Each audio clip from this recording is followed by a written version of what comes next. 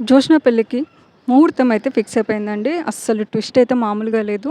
సూరజ్ అంటే కార్తీక దీపంలో రాహుల్ ఎవరైతే ఉన్నారో తన ఎంట్రీ అయితే హైలైట్‌గా ఇచ్చారు. అంటే శ్రీధర్‌ని కాపాడి తన ప్రాణాలు నిలబెట్టి కార్తీక్ దృష్టిలో అండ్ శ్రీధర్ దృష్టిలో మంచివాడుగా సూరజ్ అయితే మిగిలిపోయాడు. తననే జోష్నకిచ్చి పెళ్లి చేయాలని చెప్పేసి ఫిక్స్ అయితే అయిపోయారండి. ఇక నడిచేది ఈ 1 మంత్‌లో జోష్నకి అండ్ సూరజ్‌కి ఎలా పెళ్లి చేయాలో, వీళ్ళ అసలు జోష్న ఆట ఎలా కట్టియాలో ఇప్పుడు ప్రెజెంట్ ఎపిసోడ్‌లలో అయితే చూడబోతున్నారు మీరు.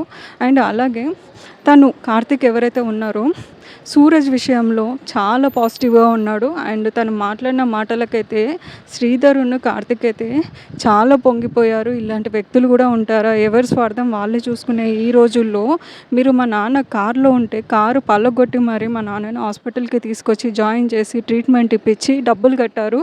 ఎంత డబ్బులయిందో చెప్పండి అన్నా కూడా మీరు చెప్తలేరు. ఇలాంటి మనుషులు ఉండడం అసలు చాలా రేర్ అంటూ కార్తీక్ అయితే సూరజ్‌ని చాలా పొగిడేశాడు. ఆ తర్వాత పారిజాతం కూడా ఫిక్స్ అయిపోయింది.